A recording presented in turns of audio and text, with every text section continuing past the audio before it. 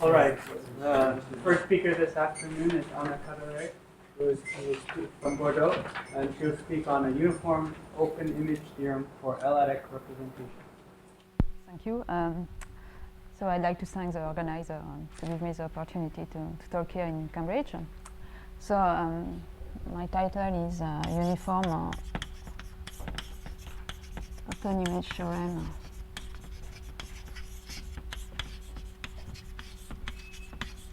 for L-adic representations. So it is a joint work with Akio Tamagawa. So I'd like to thank him also for mentioning my very good LaTeX software. But so this is my only skill in computer, and actually, and for nothing, this is computer and stuff in Bordeaux. So concerning the references for my talk, there are two papers. A uniform open image theorem for L-adic representation,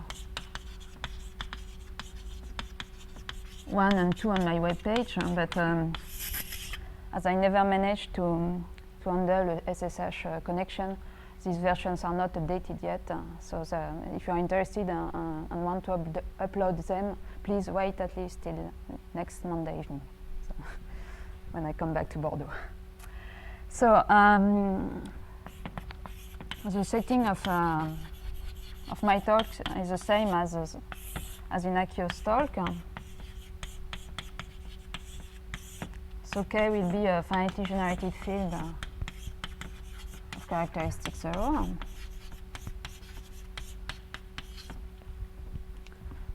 X over K will be a K curve, so this means smooth, separated, and geometrically connected over K.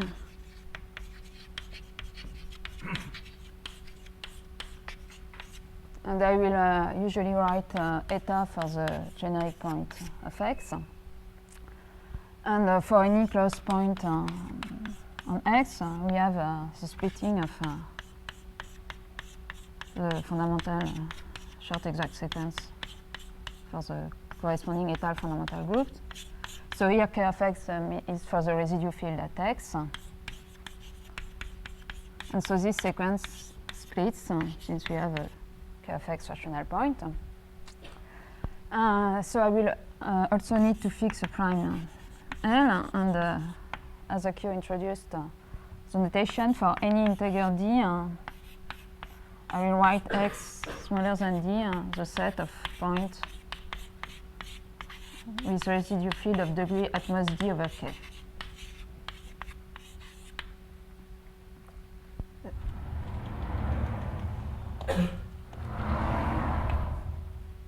So in Akio's talk, we consider the Abelian scheme A over X.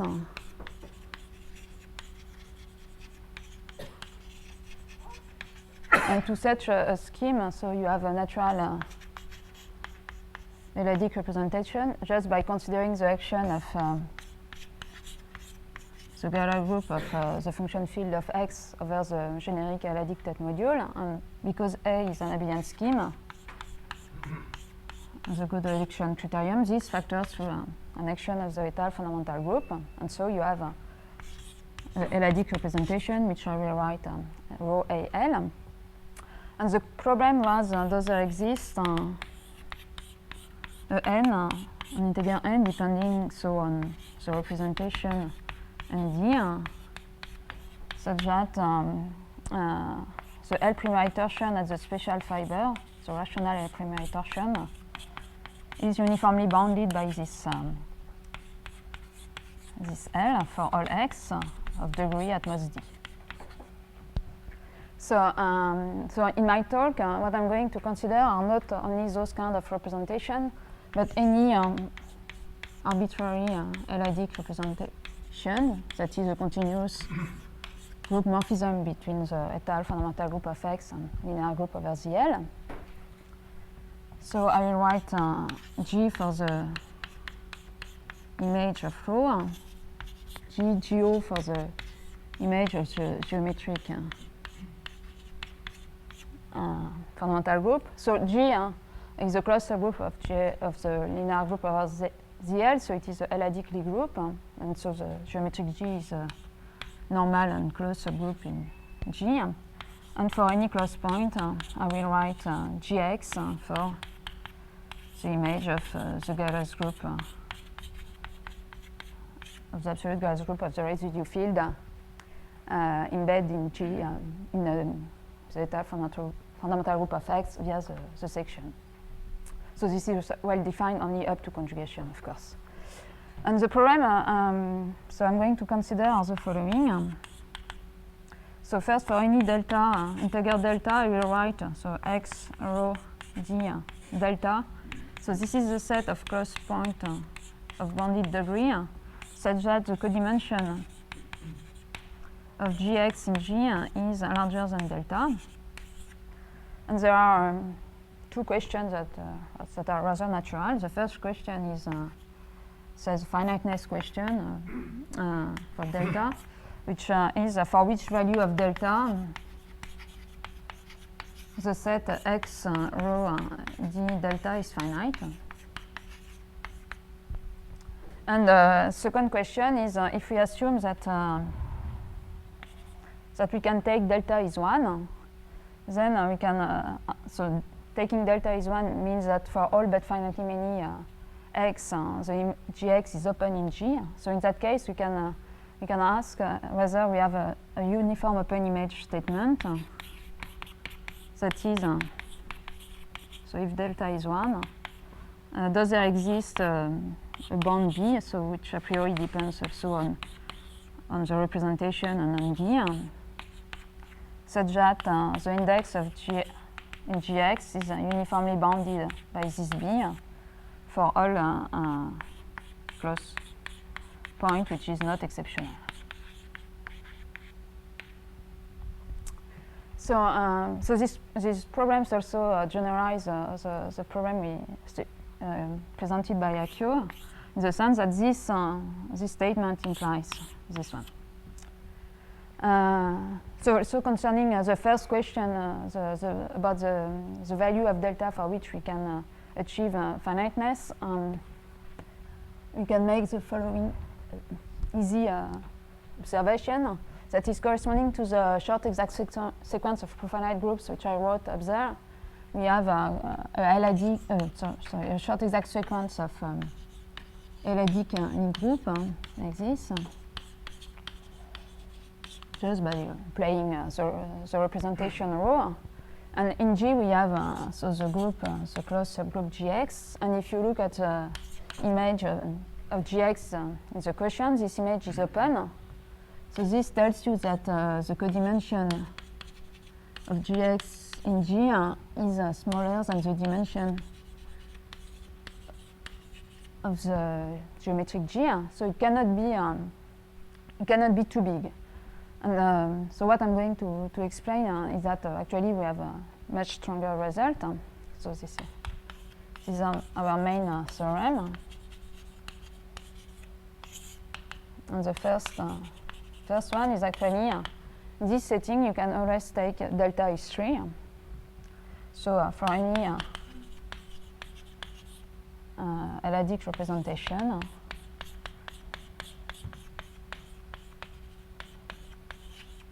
the order of x rho, and for any d, the order of rho d3 is finite. That is, except from finitely many points, the codimension of Gx in G is smaller than 3. And so about this statement, I'd like to make just two remarks. The first remark is that the statement is optimal in the sense that we have counterexample. That is, we can construct some representation for which x rho d2 is infinite. And the second remark is that what we can't construct is a counterexample to to the following question. This is quite striking in some sense that we don't know whether the set, the union of all the row D3, but when D is all the integers, is finite or no.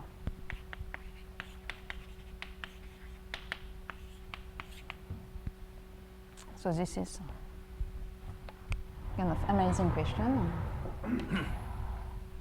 So, so this theorem 1 is for any adic representation, but so if we impose further restriction on rho, we can expect that we can take delta is 1 and have a kind of uniform open image theorem statement.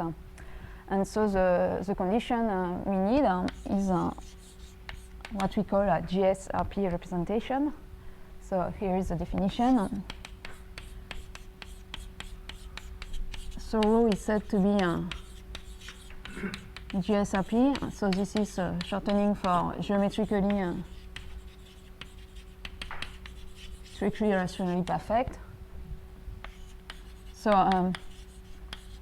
some people here possibly heard a previous talk of I or Akio, where this kind of representations were called GS NA. Well, but after some remark, we changed the terminology to something more accurate. So strictly rationally.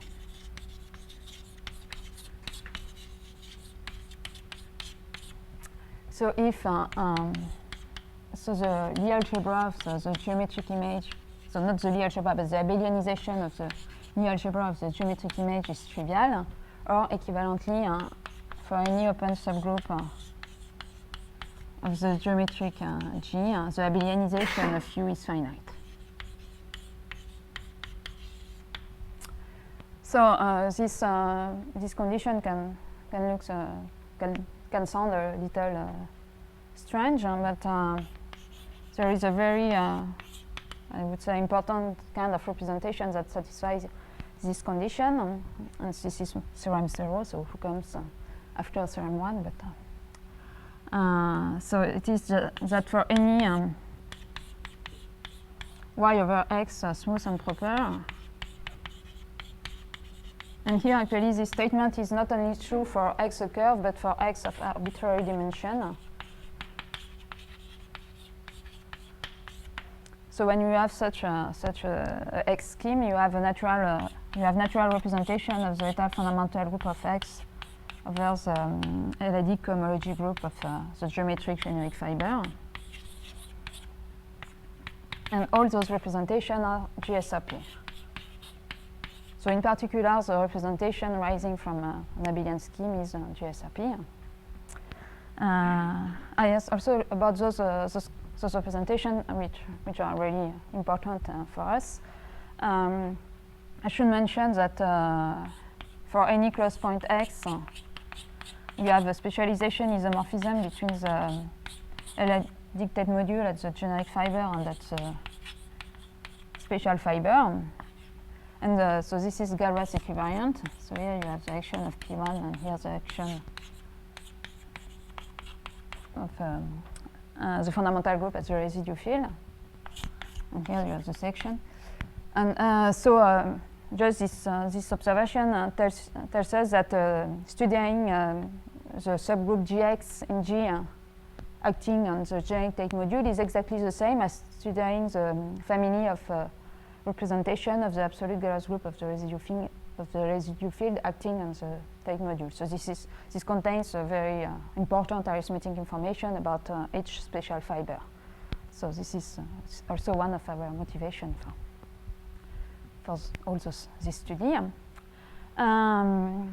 So now that we have defined such representation and given example, the main theorem possibly of this talk is theorem 2, which says that if rho is GSRP,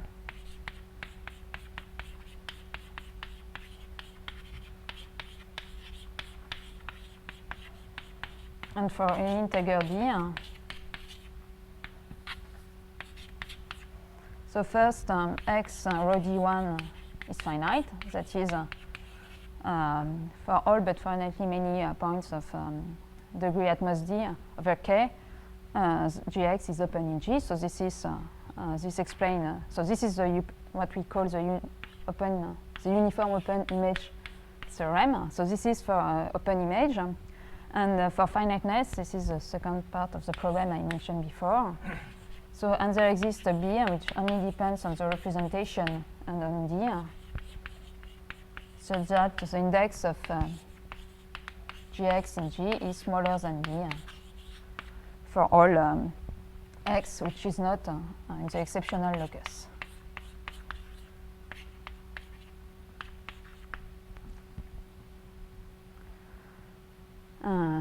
So concerning this theorem, I would just like to give an example. So it is very possibly the baby example we can consider. It consists in looking at elliptic scheme with G invariant G. So I can never recall the equation, but it's the one which is in Silverman's book. So this is an Anabelian scheme, and we know that in that case G is open in GL2 of ZL.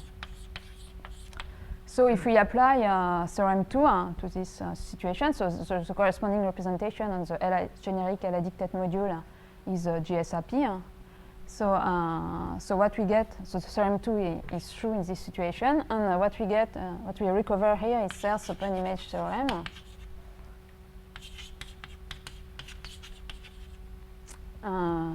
So which was proved in 1968 by Serre, or rather, or better says, the uniform version of Serre's open image theorem.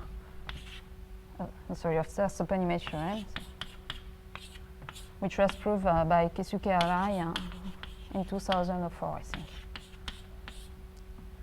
And another funny application is that you can also recover just by purely geometric argument from arithmetic geometry, the finiteness of CM elliptic curve defined over K with K of degree at most D.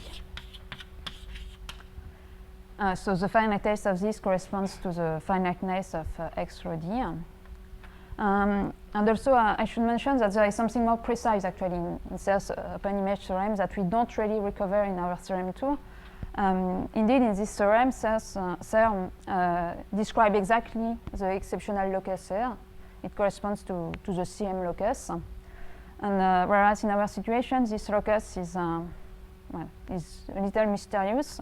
And in particular, if we consider L-adic representation of this kind, or of the kind in theorem 0. For each shell, we have an exceptional locus, and we don't know at the moment whether this locus depends on L or not. But we expect that it doesn't, because well, at least the independence of this family of exceptional set on L would follow from Mumford-Tate conjecture. So it's quite reasonable to expect this independence. But at the moment, we have no good reason.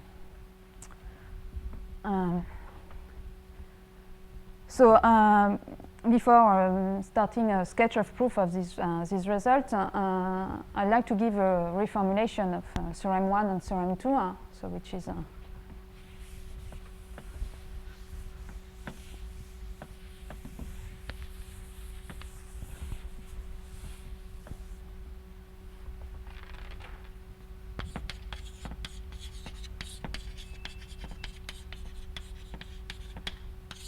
so for this reformulation, I need to introduce a system of neighborhood of 1 in G. So I define Gn to be the kernel of the reduction modulo Ln. So we have G, the subgroup of GLM of ZL, and we can look at reduction modulo Ln. And so these Gn are a fundamental system of neighborhood of unity in G. And so G is a L-adic Lie group. So such groups have the following property. That is, for any B, the set which I write S GB of all open subgroup in G of index bounded by B is finite. So as a result, if you take the intersection of all the U in this set, you again obtain an open subgroup of G. And because here you have a system of neighborhood of unity, there exists an integer NB such that so this intersection contains G and B. So we can reform using this this observation. We can reformulate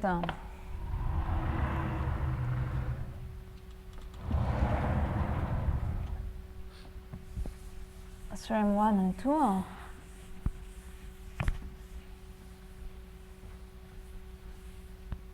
So for instance, theorem 1 can be stated as saying that the set X rho D 3 of all close points such that there exists closed subgroup H of G with the following properties. So the codimension of H in G is larger than 3, and Gx can be so it's contained in HGN for all n. So this set is finite.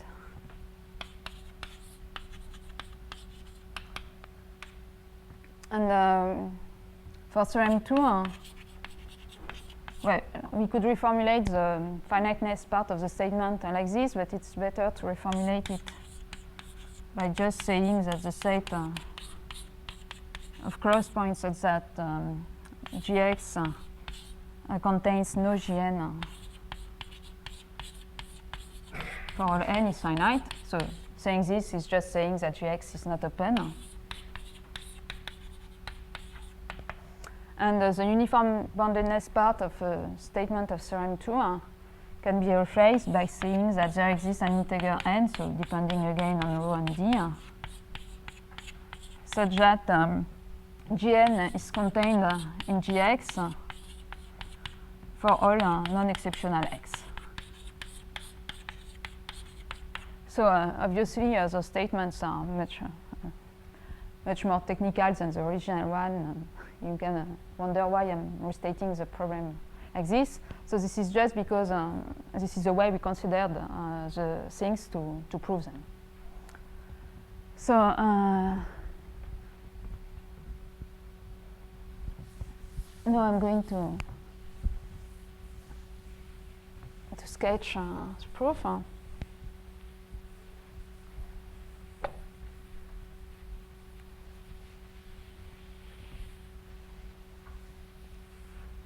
So roughly the strategy will be the same as the one presented by Akio, but with some technical difficulty, additional difficulties.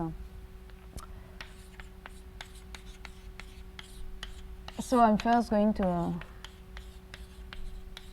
describe the strategy, and so in this description there will be exactly as in Akio's talk two geometric statements, one about the growth of genus and one about the growth of gonality, and I will postpone the proof of this statement till the remaining of my talk.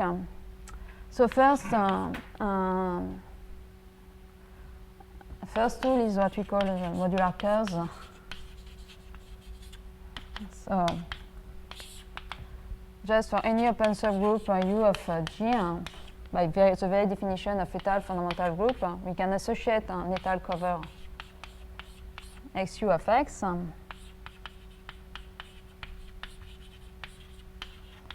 connected and defined over a field which I will denote by Ku. So this is a finite extension of the base field K. And we have the two following facts. First fact is that if you pull back this cover over the algebraic closure of K, then it corresponds to the inclusion of U intersecting the geometric G in the geometric G. And the second fact is that if you have a closed point on X, then Gx is contained in U if and only if X lifts to k of x rational points on xu. That is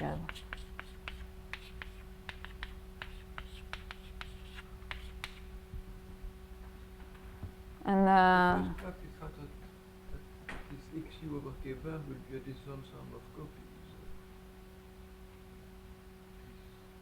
Covering corresponding to u and x.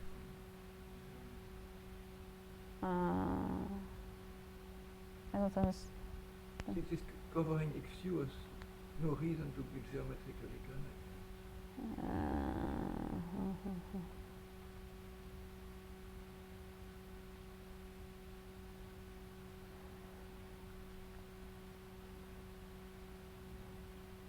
xu k bar means xu times k bar but over ku is a finite extension.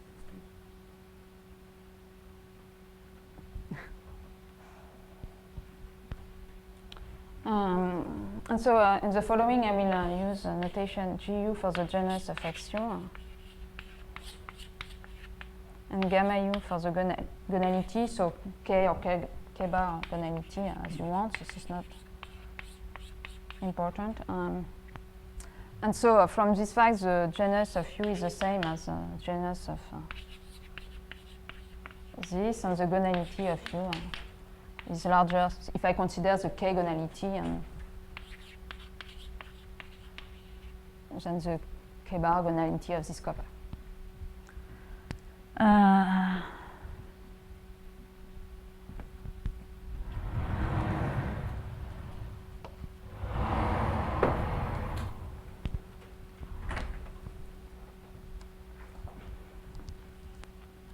So this is a basic tool. So in Akio's talk, it was the corresponding curves were what he denoted by xv, and they were corresponding to u as a stabilizer of torsion point v on the generic fiber of the abelian scheme he was considering. So the second step of our strategy was even completely in the case of the torsion on abelian scheme. So, and it's purely a group theoretic. It consists in introducing a projective system, which I will denote by Hn.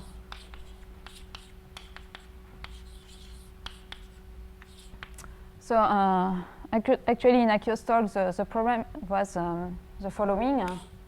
For each torsion point V, we had the curve xv, and so if we consider the disjoint union of all the curve for V of order exactly Ln, the problem was to show that x and k was finite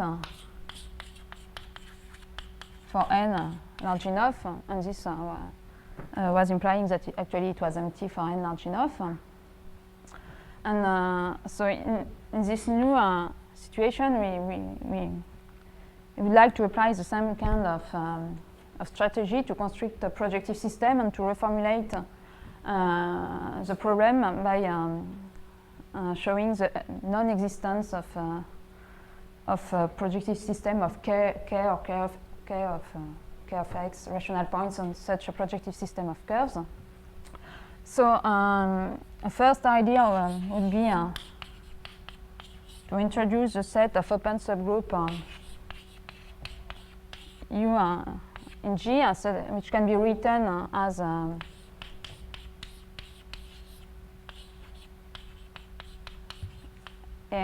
H and Gn for some H closed of codimension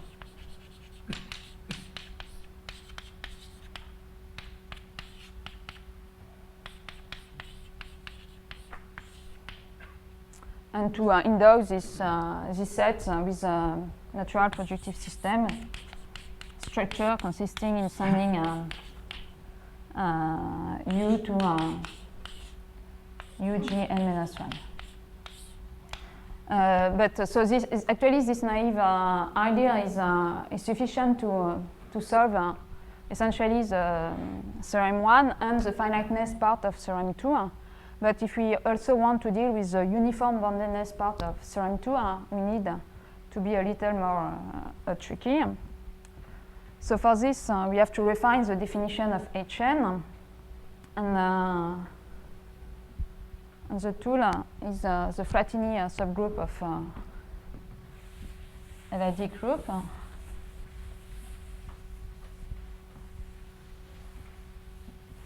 So I recall that this Fratini subgroup, which is usually denoted by phi is the intersection of all open subgroup of G which are maximal. And as G is a adic group, this happens to be open in G. And we have the two following facts. So the first one is just a consequence of the definition of Fratini subgroup, which says that if you have two cross subgroup of G with K contained in H times the Fratini subgroup of K, then K is contained in H. And the second fact, which is much less trivial, is that the Fratini subgroup of Gn is Gn plus 1 for n large enough. So this is a deeper assertion. And so these facts are actually essentially facts 1 motivate the following definition for Hn. So we define Hn to be the set of open subgroups in G such that so U contains the Fratini subgroup of Gn, but U does not contain Gn. So with this definition, applying facts 1, we have the following property for the Hn. So the first property is that Hn is finite, just because all the U in Hn contains the same open subgroup. Second property is that you have a well-defined projective system structure on the Hn, which is given by sending U to U times the Fratini subgroup of Gn minus 1. So this is well-defined.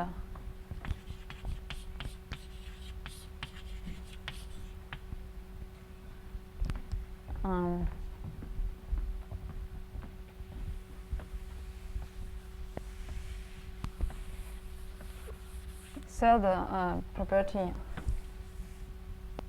is that if you take any cross subgroup in G, and if you assume that G n minus 1 is not contained in H,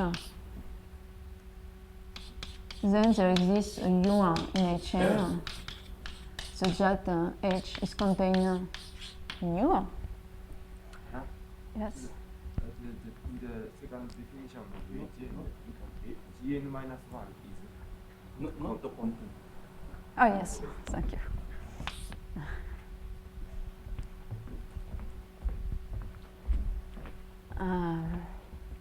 And last property is that if you take a projective system in the projective limit of the Hn and set H for the intersection of all the Hn, then this is closed but not open in G. And this is the not open which is important here.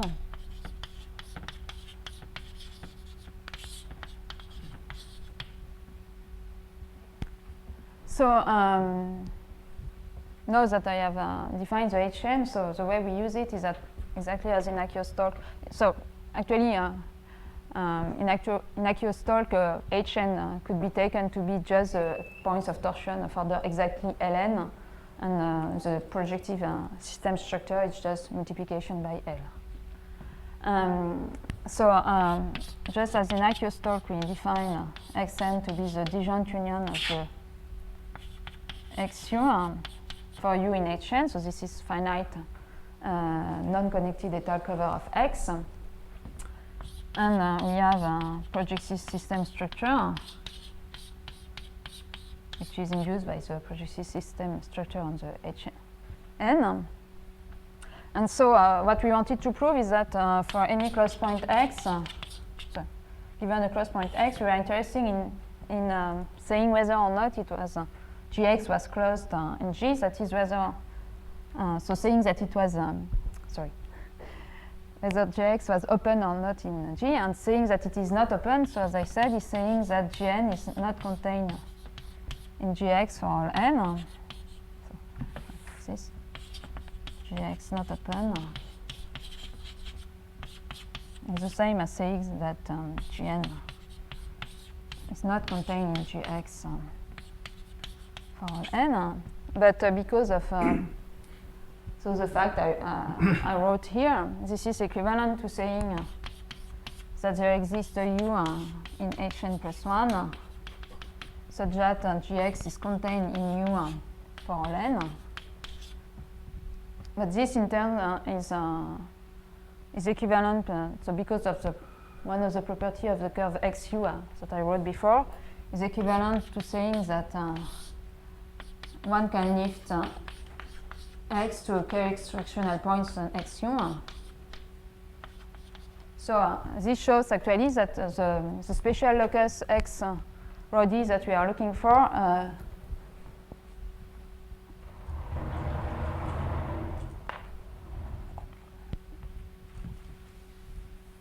is precisely the set of points of bounded degree which leads to a projective system of rational points on the projective system of curves over there. It is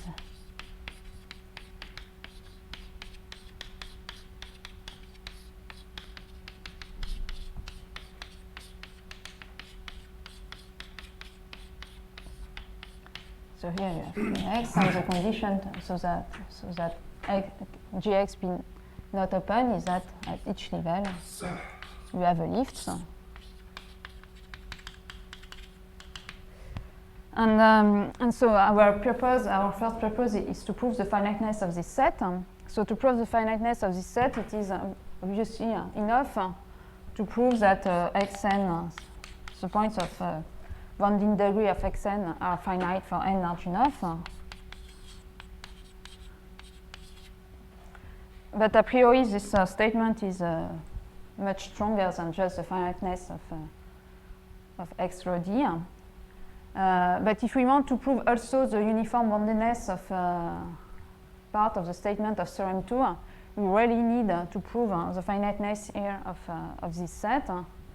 So this is what we want, because if so you assume that this is finite for n larger than big N. Then if you write, I don't know, x rho d 1 n, so this is the image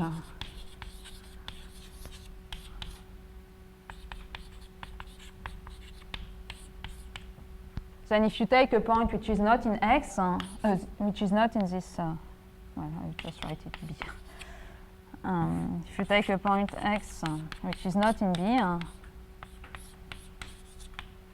then it means that this point does not lift at the level n, but saying that it does not live at the lift at the level n of the tower means just that it Gx contains G n minus 1. So which was exactly the uniform boundedness part of theorem 2 that we wanted to obtain. So actually, for the finiteness part, we just need to prove the finiteness, a weak finiteness statement, but for the uniform boundedness part, we need this strong finiteness statement.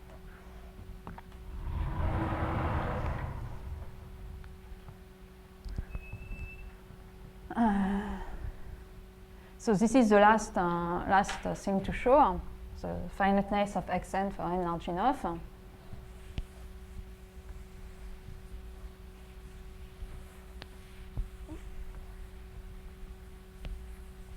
And this is where we have those main geometric theorem appearing.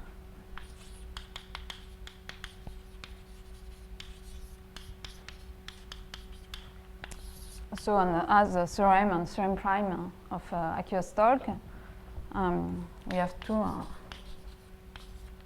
theorems. So theorem 3, which says that if you have a, so here, so as I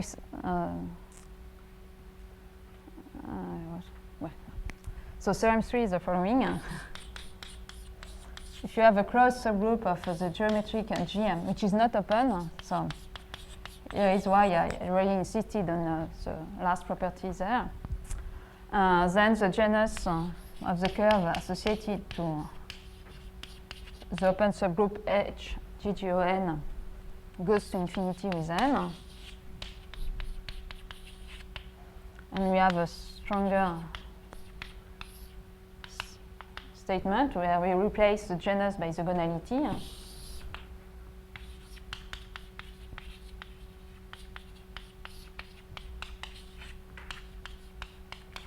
So you can ask whether I even stated theorem 3 because theorem 4 contains theorem 3. But actually, theorem 4 is really a consequence of theorem 3 plus additional work. So it is a consequence of theorem 3, except in some situation when that is, namely when the codimension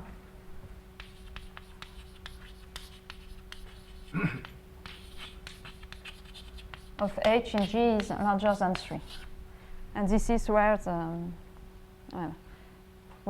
1, in some sense, come from. Because to prove theorem 3, this is really where we need the GSRP assumption. So, and this is why actually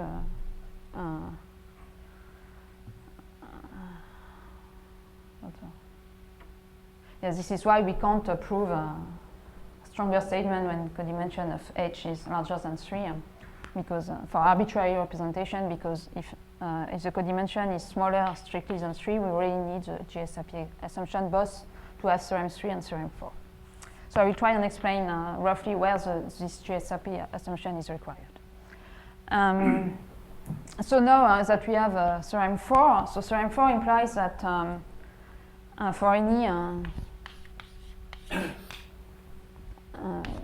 so H is the projective limit of the geometric Hn. So I didn't think. So what I write, what I denote by geometric Hn is exactly the same as the Hn I defined before, but with geometric G replacing G. So for any projective system like this, the gonality of Hn goes to infinity with n. And from this statement, which is of a geometric nature, it is rather easy to derive the following arithmetic corollary.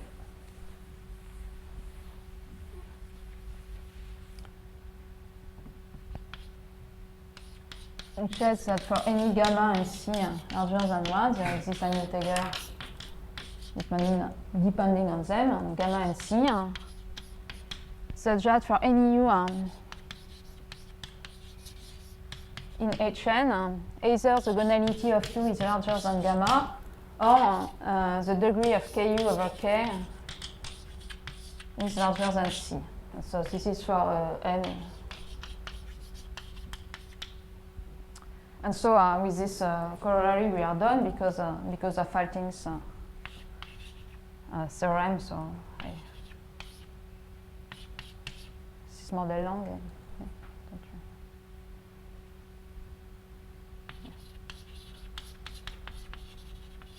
So this is the strong theorem by Faltings about finiteness of points of a curve of gonality of given gonality. So well, it's the same as the one mentioned by Akio in his talk. So I don't want to restate it. I think it's famous enough. So actually, if you take gamma is so here 2d plus 1 or 2d is enough, and c is d plus 1. So in this arithmetic statement, you are done because for n large enough, so either the gonality of u is larger than gamma, and by Falting's theorem, the set of points of degree at most d is finite, or the degree of ku over k is larger than d plus 1, and you can't have the set of, you can't even have a point of degree at most d over xu. So in any case, for n large enough, xn is finite, and this is what we wanted to prove. So in the 15 remaining minutes, I'd like to sketch a proof of theorem 3 and 4. So possibly I won't have a lot of time for theorem 4. But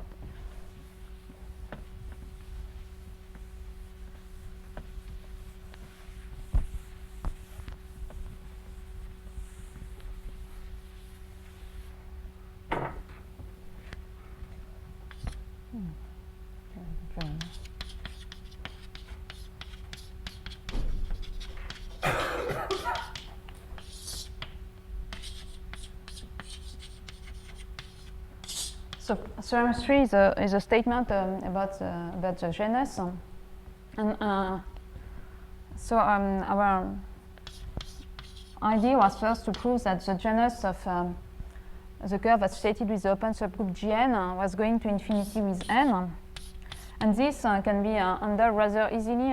Well, no, not so easily actually, but it's a priori easier because this cover is Galois. So let us say that the first step is to show that the genus of Gn goes to infinity with n. And then the second step consists in comparing the genus of this curve and the genus of the curve we are interested in. Yes, I should mention here that as the statement are geometric, I will assume that K is algebraically closed and G is same as geometric G. So then the second step is to compare the genus of this curve with the genus of this one by using Riemann-Hurwitz formula. And when you just write down Riemann-Hurwitz formula, you see that if you assume that one holds, then it is enough to prove that for any inertia group in G,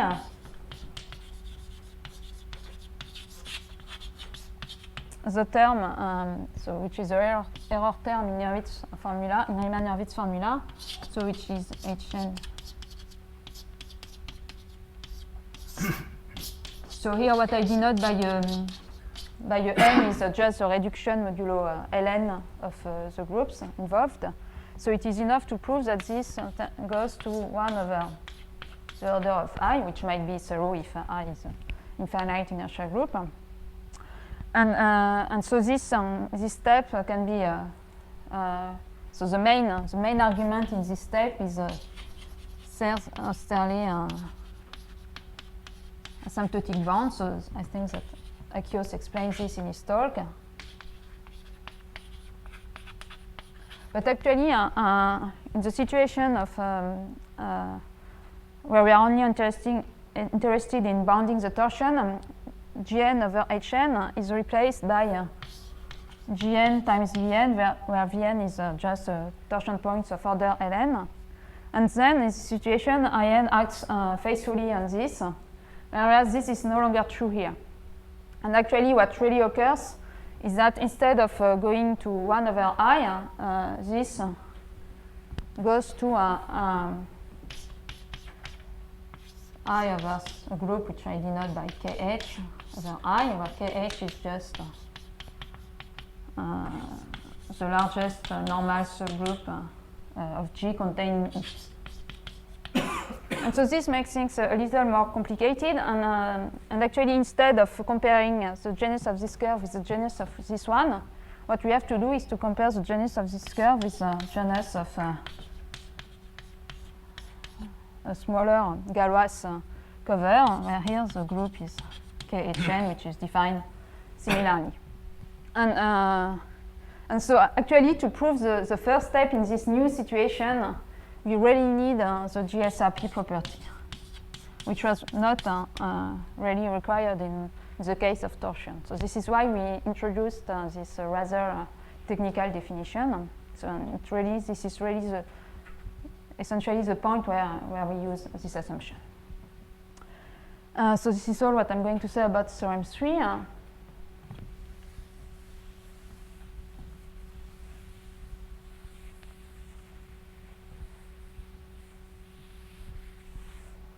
So concerning now theorem 4, so as I said, it relies, at least in general, on theorem 3. And on a general statement about gonality, which I won't prove here, but well, you saw, you had a taste of the proof in Akio's talk where I show you this big diagram. So, so just to state the theorem concerning the growth of gonality, I need one more definition. I will say that a finite group G is exceptional. So this is possibly not a well-chosen vocabulary, but if it appears as a Galois group of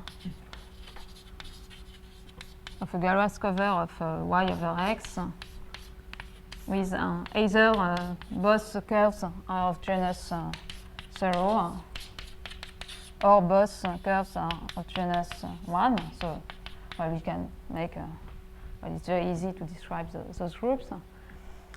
And so the main theorem involved in the proof of theorem 4, apart from theorem 3, is the following. So we start with the projective system of a curve.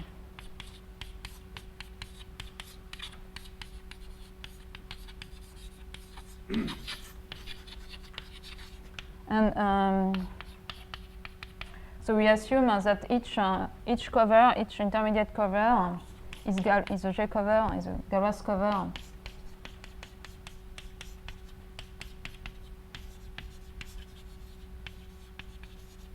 with group Gn. And then the following occurs. So assume that the gonality of the Yn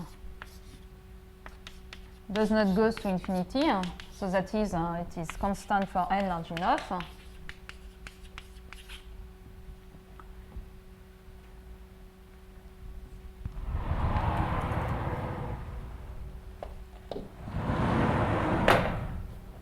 Then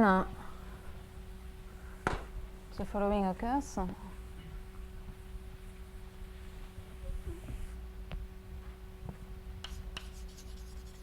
So first, all the Gn except finitely many one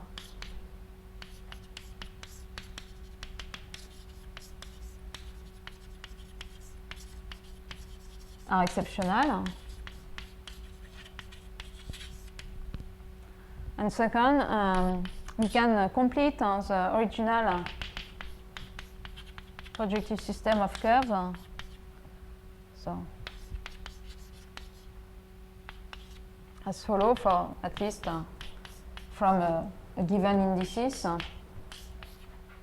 like this. So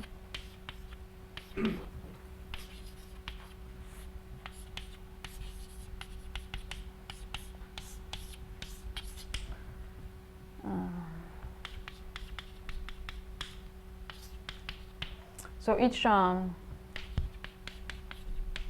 first each cover here, down cover is Galois with the same group as the upper cover.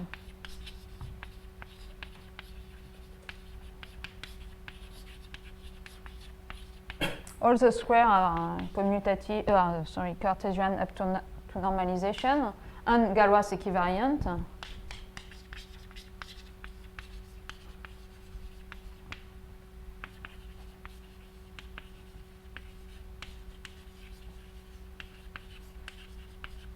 And eventually, either all the cover from Yn to Bn of degree gamma, in that case, the genus are all 0, or the degree of the cover gamma over 2 and the genus are all 1.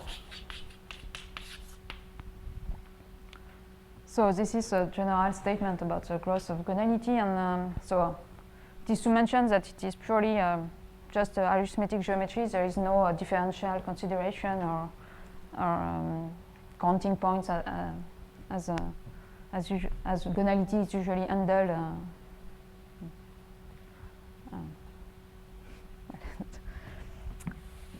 So I think this statement can be applied to various other situations and be useful. This is why I wanted to state it. And so the way we use it is following. So To apply it, I need to I need to make one remark about gonality. Is that very elementary remark? If you have a finite cover F, then the gonality of X is always smaller than the gonality of Y, of course, but also the gonality of Y is smaller than the gonality of X times the degree of F. And actually, this observation will allow us to perform arbitrary base change, which was completely forbidden in the genus problem, because in the genus problem, if you make an arbitrary base change, you completely change the configuration and so on, whereas in the gonality situation, we can do such base change.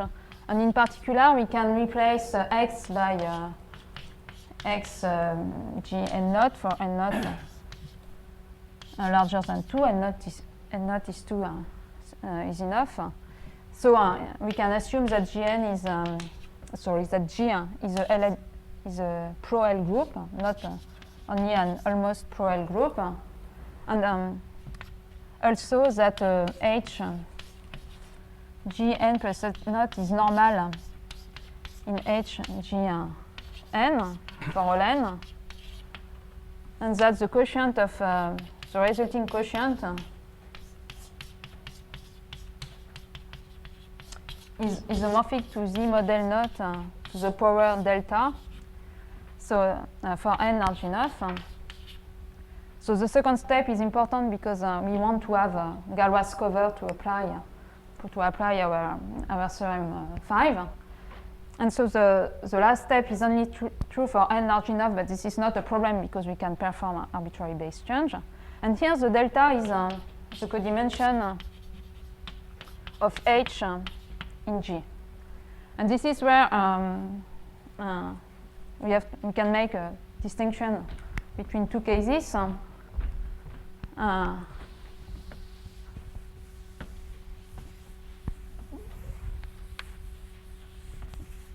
So there is an easy case in some sense, which is delta is larger than 3. So in this situation, actually, the gonality is forced to go to infinity just because Z model naught to power strictly larger than 2 is not exceptional. And because of the first point of the theorem, so the gonality is forced to go to infinity.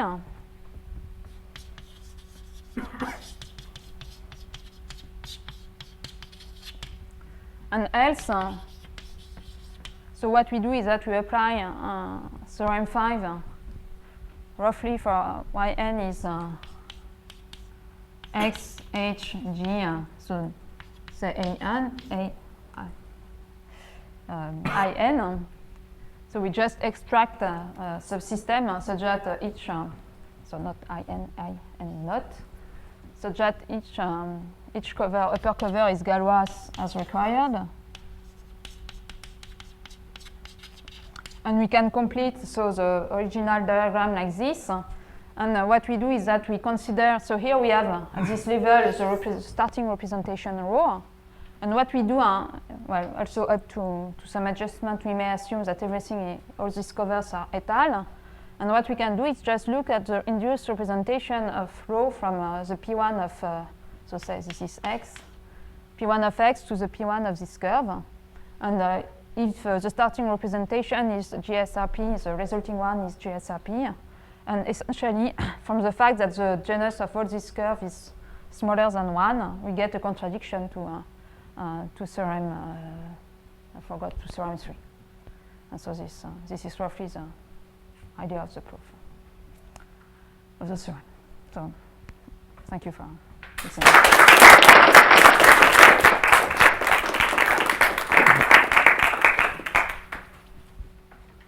Are there any questions? Could you explain a little what is involved in this? Well, so it's quite, so the idea is to, when you start with such, so actually there is roughly 3 steps in the proof. We first, the problem is the profinite actually, the profinite situation. So the idea is basically to introduce a finite, to show that one can construct such diagram at a finite level. and to show that there is a projective system structure on this, and then there is a finiteness argument, which is not very easy, but and then we conclude by the usual compactness argument. But, yeah. And well, the basic idea, the very starting idea, is from a paper of Akio Tamagawa, where he introduced some kind of decomposition. Well, so it's Journal of Algebraic Geometry. Roughly speaking, if a group acts on a curve with some order, and then except for some exceptional cases, the gonality should be greater than or equal to the size of square root of the order of the Garrow group, and this is comes from the intersection theory of the self-product of this curve, and considers a graph of group element and so on, and rather classical. And so this, and the gonality bound, the fact that the gonality is constant, we have to this forces to have such a diagram exist at finite level if n is sufficiently large, and then finally, so that as Anna explained, each set of diagram, we can prove that each set of diagram is finite. In fact, the project unit calculus works. It's very complicated.